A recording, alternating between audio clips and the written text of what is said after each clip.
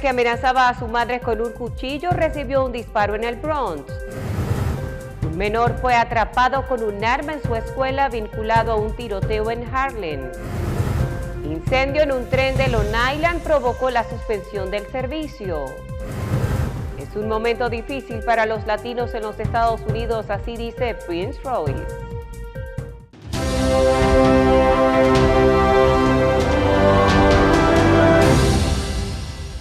Saludos, gracias a todos ustedes, como siempre, por acompañarnos en esta emisión de Noticias al Día. Fanny Luna les acompaña y estaré compartiendo con todos ustedes las principales informaciones. Un hombre que amenazaba a su madre con un cuchillo de cocina en un apartamento en el Bronx recibió un disparo por parte de un agente de la policía de Nueva York la noche del jueves, tras negarse a soltar el cuchillo de cocina, según la policía. Además, los agentes que informaron que fueron llamados a un apartamento en Mulford Avenue alrededor de las 11:20 de la noche, después de que un guardia de seguridad escuchara gritos. Al llegar, los agentes vieron a un hombre con el brazo alrededor del cuello de su madre y un cuchillo en la otra mano, según la policía. Los agentes intentaron que el hombre soltara el cuchillo durante al menos 2 minutos y después de esto avanzaron hacia ellos y uno de ellos dispara alcanzando al sospechoso, según también las autoridades. Además, dicen que los agentes también fueron trasladados al hospital para su evaluación. Todo el incidente fue grabado por cámaras corporales y está bajo investigación. Un menor de 16 años que fue atrapado con un arma en su escuela ha sido vinculado a un tiroteo fatal en Harlem. El adolescente, cuya identidad se mantiene en reserva por ser menor de edad, fue acusado de homicidio, agresión y posesión de armas en relación con la muerte de Christopher Jiménez, de 34 años, que fue encontrado sin vida el pasado 17 de abril con una herida de bala en el pecho en un edificio residencial que el menor frecuentaba. Un incendio en un tren de utilería de Long Island Railroad provocó la suspensión del servicio en partes de la terminal de West Hampton el viernes por la mañana. El servicio estaba suspendido entre West Hampton y Valley Stream. Las autoridades recomiendan a los pasajeros utilizar servicios alternos de autobús que está aceptando las tarifas de la línea del tren N1, N4, N6, N31 y N32. Los trenes de la terminal de Babylon añadirán una parada en Saint Albans. No se reportaron heridos en el incendio cerca de la estación de Westwood. Los equipos están inspeccionando las vías y la investigación está en curso. No se ha informado a la hora previa del restablecimiento del servicio. Varias manifestaciones en apoyo a los repartidores y choferes, incluyendo los que son inmigrantes, realizaron una protesta ese jueves 1 de mayo en el Día Internacional del Trabajador en el 770 Broadway Astor Place, para reconocer la importancia de los repartidores inmigrantes y cómo los legisladores pueden demostrar liderazgo al garantizar finalmente la igualdad salarial por el mismo trabajo. Durante años, miles de repartidores que utilizan aplicaciones móviles han sido excluidos del histórico aumento de salario mínimo de la ciudad de Nueva York, ya que este solo aplica a los repartidores de restaurantes, pero no es de los de supermercados. Estos defensores instarán al ayuntamiento a ampliar la política actual del salario mínimo mediante la aprobación de proyectos de ley. Estos proyectos de ley extenderían la sólida ley salarial de la ciudad para repartidores a todos los trabajadores. Esta manifestación no fue la única, ya que varias fueron programadas con el mismo propósito en varios estados. La ciudad de Nueva York alberga a más de 100,000 conductores de vehículos compartidos y repartidores.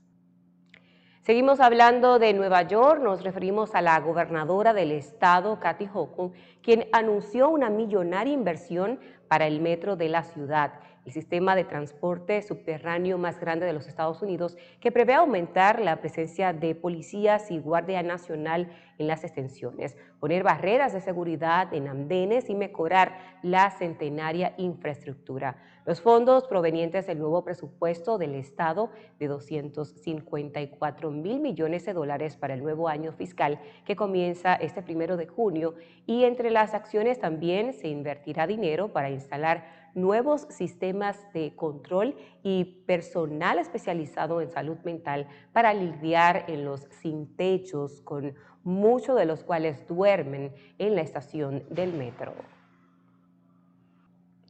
La Asamblea Estatal de Nueva York aprobó la Ley de Ayuda Médica para Morir, la cual permitiría a ciertas personas con enfermedades terminales y un pronóstico de vida de 6 meses o menos buscar medicamentos para terminar con su vida. La controversial propuesta avanzó, pero requiere todavía la aprobación del Senado, en donde podría chocar con varios obstáculos. Si se promulga esta legislación, que ha pasado 10 años esperando por votación, los médicos tendrían que confirmar que las personas están en pleno uso de sus facultades mentales. Si el paciente cumple con todos los criterios, recibirá una receta para un cóctel de medicamentos que terminarían con su vida sin dolor. Entra en vigor el cobro de aranceles de paquetes provenientes de China de $800 o menos, poniendo fin a una exención que estuvo en vigencia por casi 90 años.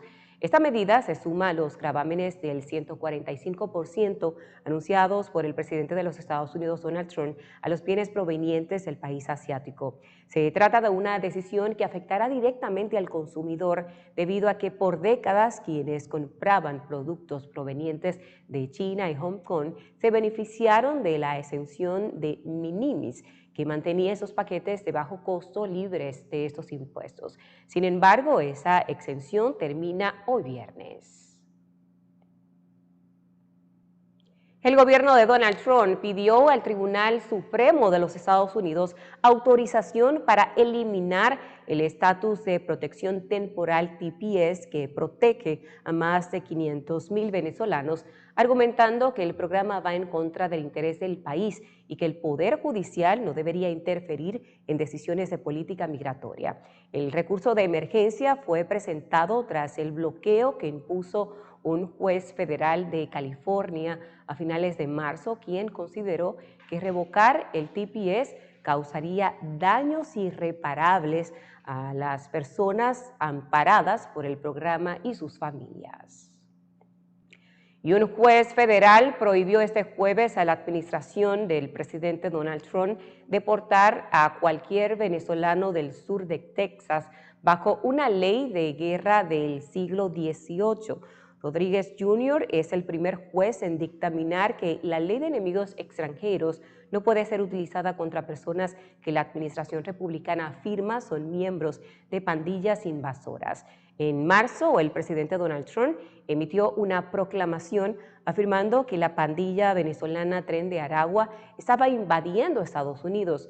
Alegó que tenía poderes especiales para deportar a inmigrantes identificados por su administración como miembros de pandillas sin los procedimientos judiciales habituales. Miles de puertorriqueños protestan contra los recortes, la corrupción y los apagones. Este 1 de mayo, los puertorriqueños marcharon por una de las principales avenidas de San Juan para alzar su voz protestando por las imposiciones de la Junta de Supervisión Fiscal, la corrupción y la ineficiencia de Luma Energy, compañía que opera el sistema eléctrico. Los manifestantes criticaron este ente fiscal federal que se encargó de la reestructuración de la millonaria deuda pública de la isla y sigue supervisando sus finanzas. La marcha salió de la Universidad de Puerto Rico con una parada en el Departamento del Trabajo hasta llegar frente a la sede de la Junta de Supervisión Fiscal, recorriendo el barrio de Hato Rey, considerado la Milla de Oro de San Juan. Toda la ruta estaba fuertemente custodiada por agentes de la policía y parte de la Milla de Oro, lugar en donde se ubican las oficinas de algunos de los principales bancos. Este lugar fue clausurado por motivos de seguridad, ya que en 2017 y 2018 hubo enfrentamientos entre policías y manifestantes. Habla Josué Mitja González, ex empleado de la estatal Autoridad de Energía Eléctrica y participante de la marcha. Fácilmente ahora mismo, mientras estamos hablando, hay alguien en Puerto Rico que no tiene luz, porque hay apagones a diario, tenemos un servicio eléctrico cada día más deficiente. Sin embargo, gastamos millones de dólares en una compañía que realmente no ha dado un trabajo eficiente al país. La Junta de Control Fiscal avala esa compañía siguen gastando fondos públicos, se sigue empobreciendo nuestro país y sin embargo el gobierno defiende esto. Algunos de los abusos son los aumentos en las tarifas de la luz, a pesar de que el servicio ha empeorado desde que Luma tomó control del mismo, con apagones a diario en distintos sectores de la isla. La marcha fue convocada por la coalición sindical que agrupa a más de 25 organizaciones del sector público, privado y federal, entre ellas la Unión General de Trabajadores, la Central Puertorriqueña de Trabajadores y la Federación de Trabajadores de Puerto Rico. Vamos a cumplir con nuestros patrocinadores para el regreso seguir con más noticias. ¿Usted qué desea ahí? En las tiendas LeBron te ofrecemos todos los utensilios para tu cocina profesional. Contamos con el mejor servicio de entrega. Llámanos ya en New York al 212-942-8258 y en Orlando, Florida al 407-933-0555 o visita nuestra página web www.lebronrestaurantsupply.com. En las tiendas LeBron, tu cocina profesional es nuestra especialidad. Su velocidad le puede parecer lenta al manejar, pero si atropella a alguien, es espantosamente rápida. Conductores, estén pendientes de los peatones y ciclistas y al doblar reduzca la velocidad a 5 millas por hora.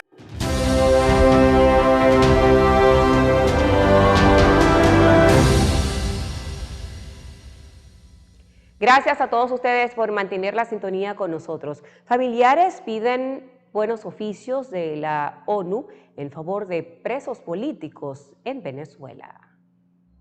Familiares de detenidos tras las protestas postelectorales en Venezuela pidieron a la ONU mediar con el gobierno de Nicolás Maduro para liberar a jóvenes arrestados, denunciando violaciones al debido proceso y condiciones indignas de reclusión.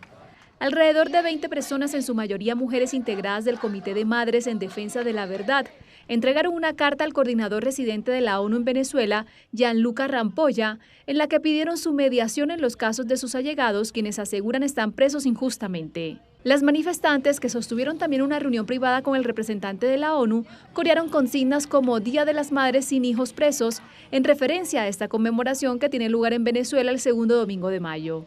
Martalia Grajales, miembro de la Organización de Derechos Humanos Urgentes, quien participó de esta protesta, señaló: Así que estamos hoy aquí después de haber agotado muchísimas otras instancias, de haber concurrido al Ministerio Público, al Tribunal Supremo de Justicia, a Miraflores, para que nos escuchen y para que por favor se continúe con las liberaciones. Entendemos que el conflicto político que enfrenta nuestro país necesita de diálogo, necesita de reconciliación y creemos que continuar con las liberaciones abre los caminos para esto. También quiero decir que la mayoría de las familiares son mujeres las que vienen, digamos, haciendo todo el proceso de contención de sus hijos o de sus otros familiares presos. Según el Ministerio Público, más de 2.400 personas fueron detenidas tras las presidenciales de 2024 que proclamó la reelección del mandatario Nicolás Maduro por generar violencia durante las movilizaciones. De ese total han sido excarceladas 2.006 según la institución.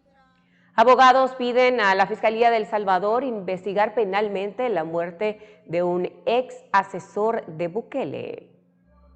La familia de Alejandro Mason, ex asesor de Seguridad Nacional del gobierno del presidente Nayib Bukele, pidió este miércoles a la Fiscalía General de El Salvador, mediante los abogados de la organización humanitaria Cristosal, que se investigue penalmente su muerte en custodia estatal. Los abogados solicitaron a la Fiscalía una investigación por presunta desaparición forzada, tortura y homicidio agravado. En conferencia de prensa, Zaira Navas, jefa del área jurídica de Cristosal, pidió celeridad para el proceso. Nos preocupa enormemente el silencio de las autoridades fiscales.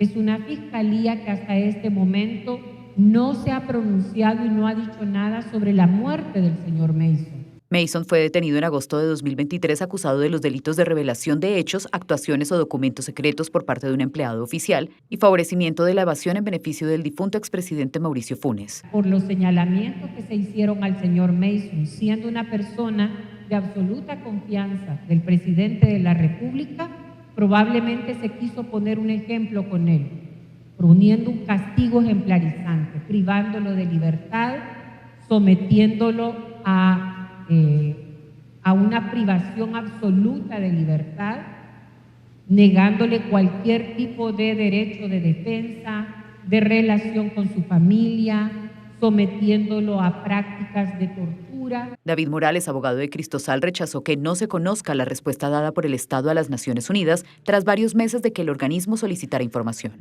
Más de 9 meses de que se envió esta comunicación por los mecanismos especiales, lo que hay es silencio por parte del Estado. En octubre pasado se conoció que un informe elaborado por expertos forenses internacionales señala irregularidades en la atención hospitalaria y la investigación posterior a la muerte de Mason, según informó Human Rights Watch. La organización señaló que los hallazgos se enmarcan dentro de un patrón más amplio de violaciones de derechos humanos y abusos de poder en El Salvador. Los gremios de Argentina alzan su voz contra Milei y resaltan la figura de Francisco. Los sindicatos de Argentina protagonizaron una multitudinaria movilización en Buenos Aires en la que alzaron su voz contra el gobierno del ultraderechista Javier Milei y reivindicaron la figura del Papa Francisco.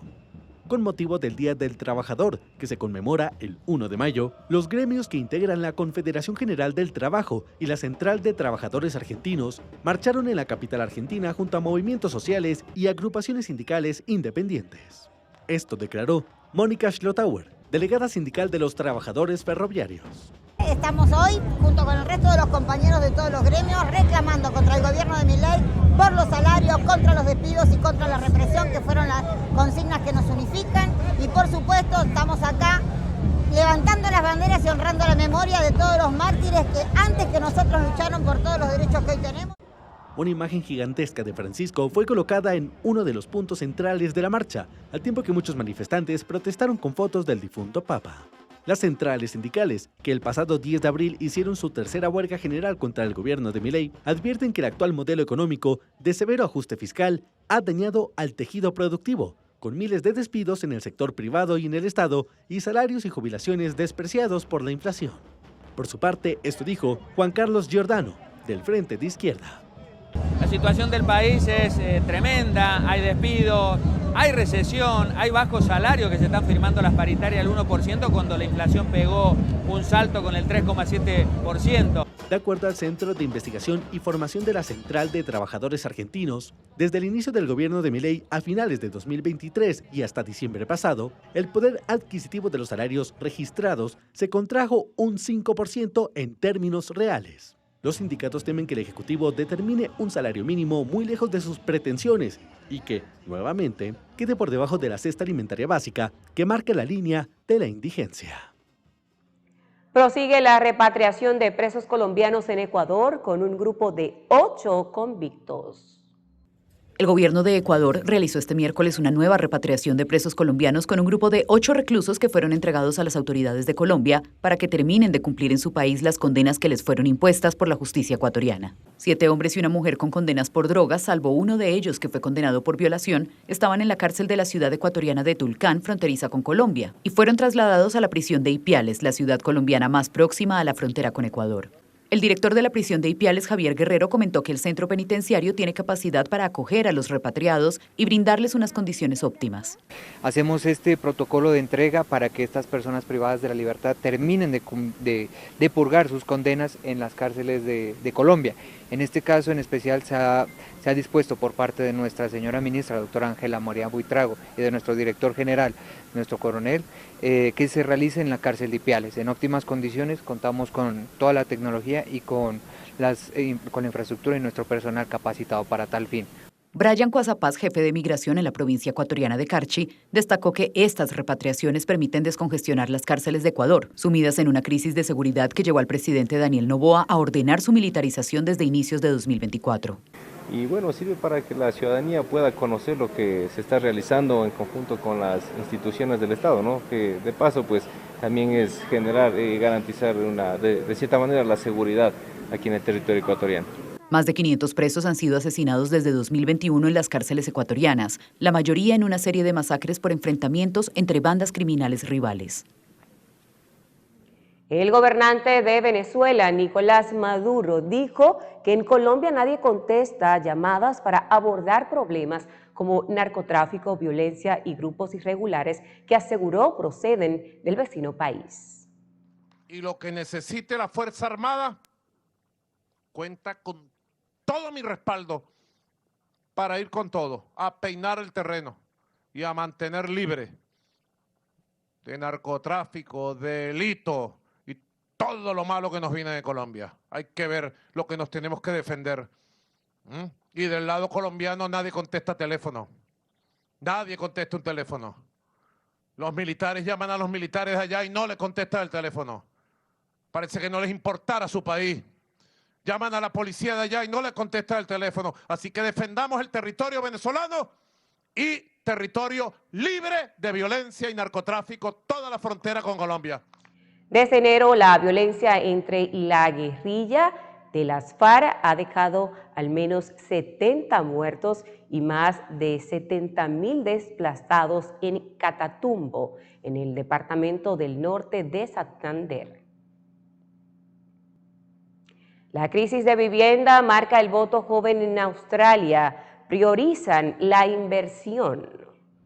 La crisis de la vivienda en Australia se ha convertido en uno de los temas centrales de cara a las elecciones federales de este sábado. Con precios récord en ciudades como Sydney, Brisbane o Perth y un aumento de entre el 70 y el 75% en los últimos 5 años, el acceso a la vivienda se ha vuelto una preocupación clave, especialmente entre los votantes jóvenes. A este escenario se suma el incremento de los alquileres, la escasez de viviendas públicas y un alto coste de vida, lo que ha provocado un creciente desencanto con los partidos tradicionales. En las últimas elecciones, laboristas y liberales registraron su peor resultado histórico y todo apunta a que este año la tendencia se repetirá. Los millennials y la generación Z representan ya el 43% del electorado y han superado en número a los baby boomers. Muchos de ellos no logran acceder a su primera vivienda, lo que alimenta la frustración y redefine sus preferencias políticas. Tanto el primer ministro Anthony Albanese como el líder de la oposición Peter Dutton han prometido medidas para abordar la crisis, pero muchos jóvenes consideran insuficientes sus propuestas y comienzan a volcar su apoyo a partidos minoritarios como los Verdes australianos, que plantean reformas más radicales, inversión en vivienda pública, controles de alquiler y una política de vivienda como derecho humano. Más de 3.000 paquetes supuestamente de marihuana fueron decomisados en un puerto de la provincia de Santo Domingo, lo que supone el mayor cargamento de esta sustancia incautado en la República Dominicana.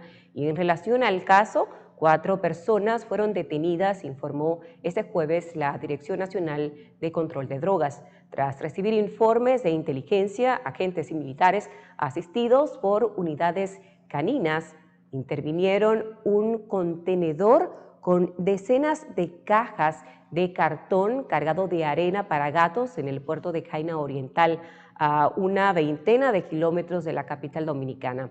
Al pasar por los rayos X, se detectaron imágenes sospechosas en su interior y a raíz de ello se encontraron en el contenedor 115 cajas con 3.004 paquetes presumiblemente de marihuana envueltos en papel aluminio con un peso aún por establecer por las autoridades. Según la fuente, el contenedor procedente de Guatemala fue embarcado el 16 de marzo y llegó el 25 de este mes al puerto Transbordo en Panamá, donde permaneció hasta su reembarque el 16 de abril para arribar al puerto de Río Jaina el pasado día 22 con el cargamento de arena para gatos. Llegó el momento de cumplir con nuestros patrocinadores. Al regreso, más de Noticias al Día. En las tiendas LeBron te ofrecemos todos los utensilios para tu cocina profesional. Contamos con el mejor servicio de entrega. Llámanos ya en New York al 212-942-8258 y en Orlando, Florida al 407-933-0555 o visita nuestra página web www.lebronrestaurantsupply.com. En las tiendas LeBron, tu cocina profesional es nuestra especialidad. Su velocidad le puede parecer lenta al manejar, pero si atropella a alguien, es espantosamente rápida. Conductores estén pendientes de los peatones y ciclistas y al doblar reduzca la velocidad a 5 millas por hora.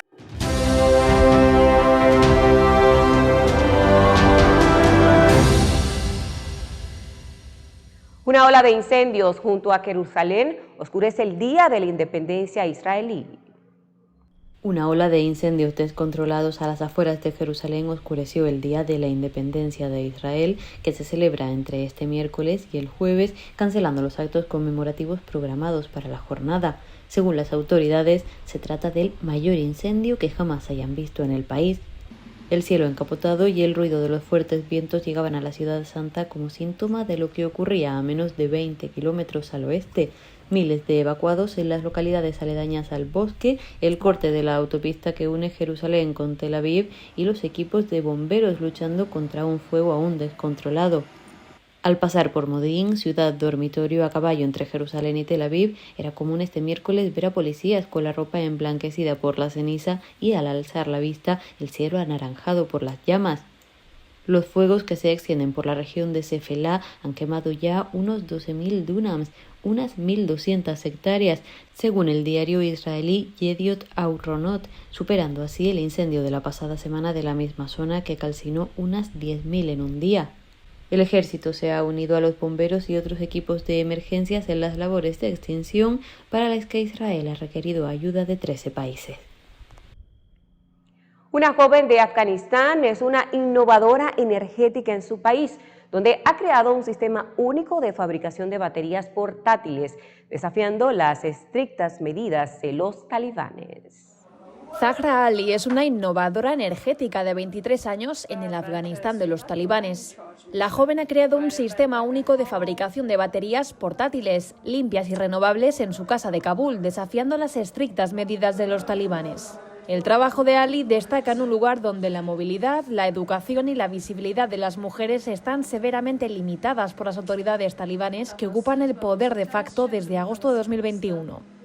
Los problemas que existen en su país la obligaron a actuar, asegura, y uno de los peores es la falta de electricidad. Según Ali, con estos bancos de energía, una persona de cualquier población remota de Afganistán puede tener acceso a la electricidad de corriente alterna y continua. Las baterías compactas que ensambla en su casa pueden recibir carga mediante energía solar, eólica, hidráulica e incluso por conexión de vehículos. La incursión de Zahra Ali en el sector energético comenzó por orientación de un ingeniero con experiencia en Dubái. Juntos establecieron un pequeño taller y ahora lideran un equipo de 5 personas que fabrican artesanalmente cada dispositivo. Lamentablemente, la mentalidad de los gobernantes en Afganistán es que si una chica quiere trabajar es porque va a la oficina con malas intenciones, relató. Cuando vio que cerraban las escuelas, quiso hacer algo para que las chicas no se quedaran atrás en sus lecciones y decidieron crear un dispositivo para que pudieran seguir sus estudios desde cualquier lugar. Sin embargo, las limitaciones financieras siguen siendo un gran obstáculo, por lo que gran parte de su trabajo lo hacen a mano. Los derechos de las mujeres y las niñas están profundamente limitados por las normativas talibanes desde su llegada al poder en agosto de 2021. Organizaciones internacionales y activistas en favor de los derechos humanos han denunciado la situación a la que están sometidas las mujeres en Afganistán. El popular músico estadounidense de ascendencia dominicana Prince Royce se mostró preocupado en Madrid por la situación que viven los latinoamericanos en los Estados Unidos desde que el presidente de los Estados Unidos, Donald Trump, empezó a aplicar su política de deportaciones. Pero también dijo estar esperanzado porque este momento difícil se va a superar. Durante su visita a España, donde actuó en la gala de premios latino, el príncipe de la bachata, nacido en el Bronx, en New York, en 1989, de padres dominicanos, aseguró que definitivamente personas que son inocentes han sido deportados de los Estados Unidos. Royce se enorgullece de tener los 2 idiomas de nacimiento, el español y el inglés. Además, le gusta mezclarlos en su música, como hizo en su famosa versión de Stand By Me. Lamentó que la Casa Blanca haya cerrado la versión en español de su página web. No obstante, el artista recordó que en su ámbito, el de la música, el español está mejor que nunca porque los ritmos latinos cada vez llegan a más lugares y ya no cantan en español solo los latinos, también lo hacen los angloparlantes. Con esas informaciones llegamos al final de nuestra emisión de Noticias al Día. Siempre agradecerles a todos ustedes la sintonía. Pendientes a toda nuestra programación, Fanny Luna se despide.